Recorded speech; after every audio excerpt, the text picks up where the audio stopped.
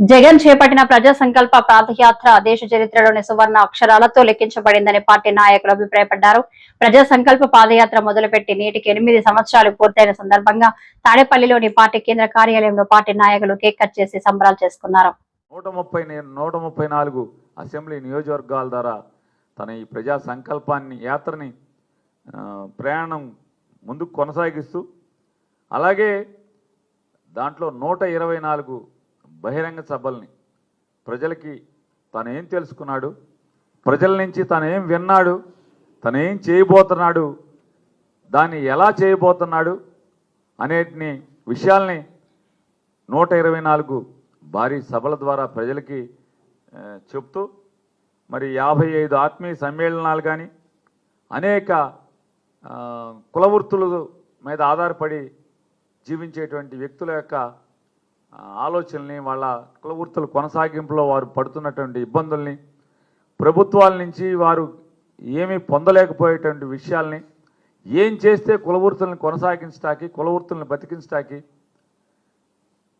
మంచిదనేది, ప్రభుత్వాలు ఏం చేయాలనేది వారి నుంచి తెలుసుకుంటూ మరి అనంతరం ప్రజలు ఇచ్చినటువంటి ఆ ప్రజా సంకల్ప 8 సంవత్సరాల క్రితం పూర్తి చేసినటువంటి ఆ ప్రజా సంకల్ప యాత్ర ద్వారా ప్రజల మనసులో కూరుకొని చరిత్రలోనే మొదటిసారిగా 175 నియోజకవర్గాల్లో 151 నియోజకవర్గాల్లో విజయాన్ని సాధించి తద్వారా ఇచ్చిన ప్రతి హామీని 100 రోజుల్లోపు పూర్తి చేయటమే కాకుండా చెప్పని అనేక విషయాలను కూడా ఎప్పటికప్పుడు ప్రజల మనసులు గుర్తెరిగి ఇది కదరా ప్రజల కోరుకున్నటువంటి ప్రభుత్వం, ప్రజల ఆలోచనని, ప్రజల ఆశయాల్ని నెరవేర్చేటువంటి ప్రభుత్వం.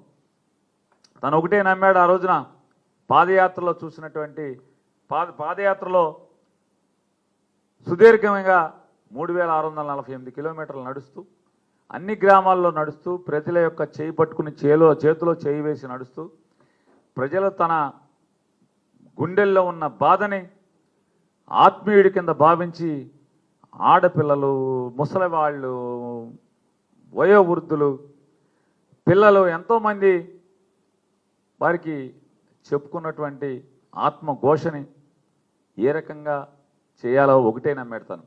వీటన్నిటికీ సమాజంలో ప్రధానమైనటువంటి మూలం ఆర్థిక బాధలు తట్టుకోలేక చదువుకోలేకపోవటం, చదువుకు దూరం అవటం, వెనుకబడిన కులాలు, పేదలు చదువుకి దూరం అవటం వల్ల ఈ సమాజంలో పేదరికం ఎక్కడ వేసిన గొంగళి అక్కడే ఉన్నది అనే ఆలోచనతోనే తను ప్రధానంగా దృష్టి పెట్టి, పేదవాడు ఒక్కసారి లేదా మధ్యతరగతి వాడు హాస్పిటల్కి వెళ్తే చాలు అక్కడితో కుదేలై, జీవితం తలకిందులై, అప్పులు పాలై, ఇల్లు తనకు తాను తాకట్టు పెట్టుకునేటువంటి పరిస్థితుల్ని తన కళ్ళతో చూశాడు, మనసుతో విన్నాడు. కాబట్టే విద్య, వైద్యం మీద ప్రధానమైనటువంటి లక్ష్యంతో ఆయన గొప్పగా దేశంలో ఎక్కడా లేని విధంగా పనిచేశాడు.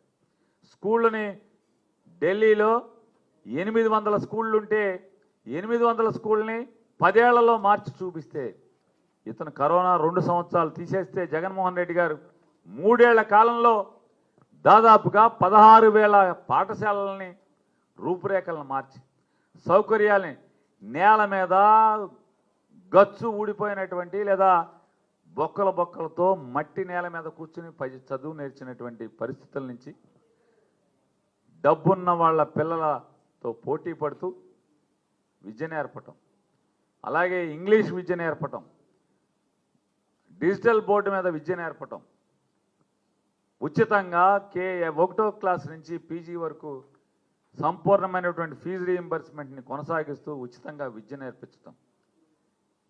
అంటే తను నమ్మాడు ఒకటే, ఈ రాష్ట్రంలో పేదరికం పోవాలంటే రాజశేఖర రెడ్డి గారి తర్వాత చంద్రబాబు చంద్రబాబు తర్వాత జగన్మోహన్ రెడ్డి గారు వస్తేనో లేకపోతే ఇంకొకరు వస్తేనో పేదరికం పోదు. ఈ రాష్ట్రంలో పేదరికం పోవాలంటే ముఖ్యమంత్రులు మారినంత మాత్రాన పోదు. కేవలం పేదవాడి ఇంట్లో పిల్లల ఉన్నత చదువుల ద్వారా మాత్రమే ఈ రాష్ట్రంలో పేదరికం పోతుందని నమ్మినవాడు నాడు రాజశేఖర రెడ్డి అయితే, నేను రెండో వాడు జగన్మోహన్ రెడ్డి తన ప్రజా సంకల్ప యాత్ర ద్వారా తెలుసుకుని మరి ఫీజు రీయింబర్స్మెంట్ సంపూర్ణంగా అమలు చేయించడం. ఇవాళ చూస్తున్నాం మనం కాలేజీలు వాళ్ళు రోడ్డెక్కి బంద్ చేసే పరిస్థితి. పిల్లల తల్లిదండ్రులు ఫీజులు కట్టలేక తల తాకట్టు పెట్టి తీసుకొచ్చి ఫీజులు కట్టే పరిస్థితి. చదువు మానేసేటువంటి పరిస్థితులు ఇవాళ ఉన్నాయి. జగన్మోహన్ రెడ్డి గారు ఉన్నప్పుడు ప్రభుత్వ పాఠశాలల్లో ఎమ్మెల్యేల దగ్గరికి, సర్పంచుల దగ్గరికి, కౌన్సిలర్ దగ్గరికి, చైర్మన్ల దగ్గరికి, ఎంపీపీల దగ్గరికి మాకు గవర్నమెంట్ స్కూల్లో సీట్ ఇప్పించండి అని చెప్పి రికమెండేషన్ కోసం తల్లిదండ్రులు తిరిగిన పరిస్థితులు ఉన్నాయి. ఇవాళ స్కూళ్ళు వదిలి ఖాళీ చేసి మళ్ళీ ప్రైవేట్ స్కూళ్ళు దారి పడుతున్నటువంటి పరిస్థితులు ఇవాళ ప్రస్తుత ప్రభుత్వంలో చూస్తున్నాం. హాస్పిటల్ ఇవాళ జగన్మోహన్ రెడ్డి గారు నమ్మాడు వైద్యం అనేది పేదవాడికి ఉచితంగా అందించాలి. పేదవాడు, మధ్యతరగతి వాడు హాస్పిటల్ మెట్లెక్కితే చాలు జీవితం పతనం అయిపోయే పరిస్థితులు ఉన్నాయి. అందుకోసం డాక్టర్ల కొరత ఉంది. డాక్టర్ల కొరత తీర్చాలంటే పేదవాడు, మధ్యతరగతి వాడికి చదువుకోవాలి, డాక్టర్లు రావాలని 17 ప్రభుత్వ మెడికల్ కాలేజీలని నిర్మాణం మొదలుపెట్టి దాంట్లో 5 మెడికల్ కాలేజీలు గమ్మత్తుగా 3 ఏళ్ళు, కరోనా 2 ఏళ్ళు తీసేస్తే 3 ఏళ్లలో 5 మెడికల్ కాలేజీలు స్థాపించి ఓపెన్ చేయటం. మిగతా 2 కాలేజీలు ఎలక్షన్ కోడ్ వచ్చేప్పటికి 2 తయారు చేయటం, పాడేరు కానీ పులివెందులు కానీ. మరొక 10 కాలేజీలు సగంలో 60%లో 70%లో నిర్మాణంలో ఉన్న దశలో ఉంటే ఈ పార్టీకి చంద్రబాబు కనుక గాడి తప్పకుండా, బుద్ధి గడ్డి తినకుండా ఆ మెడికల్ కాలేజీని చిన్నవాడైనా జగన్మోహన్ రెడ్డి గారి సంకల్పాన్ని కొనసాగించుంటే ఇవాళ ఆంధ్రప్రదేశ్ రాష్ట్రానికి